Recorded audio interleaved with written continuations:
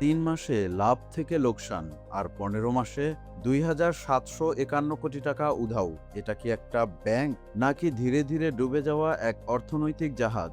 এমন অবস্থায় প্রশ্ন উঠছে, আইএফআইসি ব্যাংকের এই ভয়াবহ পতনের পেছনে কে দায়ী? উত্তর শুনলে আঁতকে উঠতে পারেন। আর এমন তথ্যই উঠে এসেছে দৈনিক জাতীয় অর্থনীতির প্রতিবেদনে। চলুন বিস্তারিত জানার চেষ্টা করি। 2024 সালের 14 সেপ্টেম্বর আইএফআইসি ব্যাংকের নতুন চেয়ারম্যান হিসেবে দায়িত্ব নেন মোহাম্মদ মেহমুদ হোসেন। তার আগ পর্যন্ত ব্যাংকটি জানুয়ারি থেকে সেপ্টেম্বর মাস পর্যন্ত 3 প্রান্তিকে করেছিল 70 কোটি টাকা মুনাফা।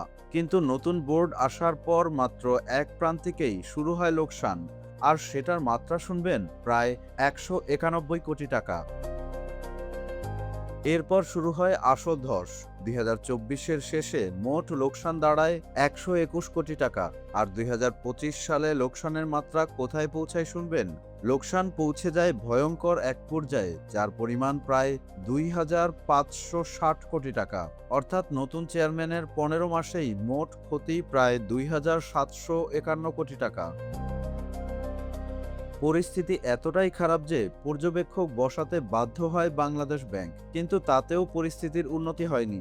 এরপরেও খেলাপি ঋণ আদায়ে অগ্রগতি নেই। ব্যাংকে শুরু হয় তারল্য চাপ, আর সব মিলিয়ে কর্পোরেট গভর্নেন্সে বড় প্রশ্ন সামনে আসে। এত লোকসানের পর একটি ব্যাংক যখন দাঁড়িয়ে আছে গভীর সংকটে, তখন তার জন্য দায়ী কে? 2024 সালে যে ব্যাংকে লোকসান ছিল মাত্র 120 কোটি টাকা, এক বছরের ব্যবধানে 2025 সালে সেই ব্যাংকের কিভাবে নিট লোকসান হয় 2,559 কোটি টাকা। শুধু তাই না, শেয়ার হোল্ডারদের ইকুইটিও 34,903 কোটি টাকা থেকে নেমে এসেছে মাত্র 9,542 কোটিতে। এরই মাঝে আবার খেলাপি ঋণ হল 23,730 কোটি টাকা, যা মোট ঋণের 53%-এরও বেশি, যার মানে দাঁড়ায় অর্ধেকের বেশি ঋণই এখন ঝুঁকিতে। এসব তো গেল লোকসান আর ঝুঁকির তথ্য।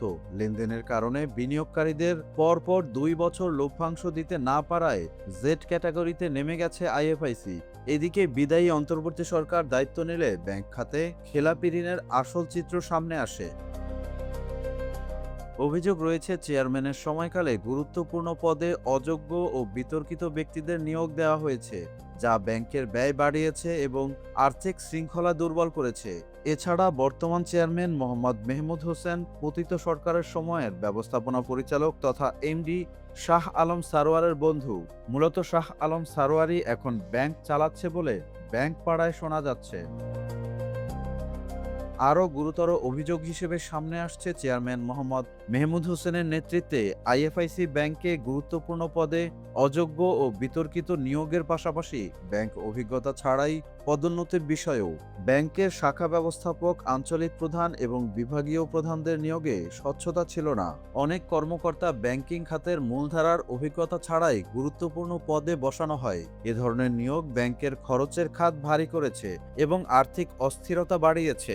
এর পাশাপাশি সিদ্ধান্তের স্বচ্ছতার ঘাটতিও প্রকটভাবে সামনে এসেছে। চেয়ারম্যানের নেতৃত্বে আইএফআইসি ব্যাংকের বর্তমান এমডি শেখ আখতারউদ্দিন আহমেদ ন্যাশনাল ব্যাংকে দায়িত্ব পালনকালে 900 কোটি টাকার আর্থিক ক্ষতি করেছেন। অভিযোগ রয়েছে, ডলার কারসাজি এবং নির্দিষ্ট শিল্পগোষ্ঠীর স্বার্থ রক্ষার কারণে ব্যাংকের এই ক্ষতি হয়। তদন্ত চলাকালে দুদক তার বিরুদ্ধে মামলা দায়ের করেছে। এসব ঘটনার মধ্যেও তিনি আইএফআইসি ব্যাংকে ডেপুটি ম্যানেজিং ডিরেক্টর হিসেবে নিযুক্ত হন এবং বর্তমানে বহাল তবিয়াতেই আছেন। ব্যাংক খাতের বেশ কয়েকজন সূত্র জানাচ্ছেন, এই নিয়োগের পেছনে চেয়ারম্যানের অনুমতি ও ঘনিষ্ঠতার প্রভাব রয়েছে। শেখ আখতারউদ্দিন আহমেদের তত্ত্বাবধানে মার্কেটিং বিভাগের সাবেক প্রধান সালাহ উদ্দিনকে সহায়তার উদ্দেশ্যে কর্পোরেট হিসেব থেকে বিপুল পরিমাণ অর্থ রিলিজের ব্যবস্থা করা হয়। এসব নিয়োগ ও পদোন্নতি চেয়ারম্যানের অনুমতি ছাড়া সম্ভব ছিল না বলে খাত সংশ্লিষ্টরা মনে করছেন। বাংলাদেশ ব্যাংক 2025 সালের শেষের দিকে আইএফআইসি ব্যাংকে forex reserve and treasury management department 1-এর পরিচালক এ.কে.এম. কামরুজ্জামানকে পর্যবেক্ষক নিযুক্ত করে। পর্যবেক্ষকরা পরিচালনা পর্ষদ, নির্বাহী কমিটি এবং ঝুঁকি ব্যবস্থাপনা কমিটির সভায় অংশ নিয়ে কার্যক্রম পর্যবেক্ষণ করবেন। ব্যাংকের আর্থিক অবস্থার ওপর সরাসরি নজরদারি বাড়ানোই এই পদক্ষেপের মূল উদ্দেশ্য। সার্বিক বিষয় জানতে আইএফআইসি ব্যাংক পিএলসির চেয়ারম্যান মোহাম্মদ মেহমুদ হোসেনের সঙ্গে যোগাযোগ করা হলে তিনি জাতীয় অর্থনীতিকে বলেন, এই বিষয়ে আমি কিছু বলতে পারবো না, ম্যানেজমেন্টকে জিজ্ঞেস করেন। পরে ব্যাংকটির ব্যবস্থাপনা পরিচালক সৈয়দ মুনসা মুস্তফাকে ফোন করলে তিনি রিসিভ করেননি। তাকে এই বিষয়ে জানতে বার্তা পাঠালেও তিনি কোনো জবাব দেননি। বাংলাদেশ ব্যাংকের নির্বাহী পরিচালক ও মুখপাত্র আরিফ হোসেন খান জাতীয় অর্থনীতিকে বলেন, আইএফআইসি ব্যাংকের ব্যাপারে এখনও আলাদা করে কোনো সিদ্ধান্ত হয়নি। অধিক রক্তক্ষরণ যাতে না হয় এই ব্যাপারেই কাজ করে যাচ্ছিল বর্তমান বোর্ড, কিন্তু তারা ব্যর্থ হয়েছেন। তবে কি পরিমাণ লস হচ্ছে বা কি কারণে হচ্ছে এসব বিষয় খতিয়ে দেখবে বাংলাদেশ ব্যাংক। যে রক্তক্ষরণ হয়েছে সেটা যেন অধিক রক্তক্ষরণ না হয় সেদিকে খেয়াল রাখা হচ্ছে। তিনি বলেন, বিষয়গুলো পর্যবেক্ষণ করে পরে আমরা সিদ্ধান্ত নেব। এই ব্যাংকের যে অবস্থা তা গভীরভাবে নজরদারিতে আছে কেন্দ্রীয় ব্যাংকের। যদিও এক্ষেত্রে বাংলাদেশ ব্যাংকের বসানো বোর্ড তাদের দায়িত্ব পালনে ব্যর্থ হয়েছে বলে মনে করেন institute for inclusive finance and ডেভেলপমেন্টের সাবেক নির্বাহী পরিচালক ও বাংলাদেশ ব্যাংকের সাবেক প্রধান অর্থনীতিবিদ ডক্টর মোস্তফা কে মুজেরি। তিনি জাতীয় অর্থনীতিকে বলেন, ব্যাংকটির পরিচালনা ব্যবস্থার মধ্যে বড় গলদ রয়েছে।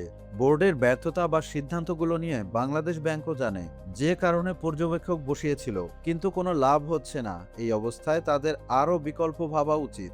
বাংলাদেশ ব্যাংক চাইলেই বোর্ডও ভেঙে দিতে পারে। সবশেষে এখন যে প্রশ্ন সামনে আসছে তা হলো, এই ব্যাংক কি ঘুরে দাঁড়াতে পারবে, নাকি আরও বড় ধস আসছে সামনে? কারণ একটি ব্যাংকের পতন শুধু একটি প্রতিষ্ঠানের ক্ষতি না, এটা পুরো অর্থনীতির জন্য একটি বড় সতর্ক সংকেত।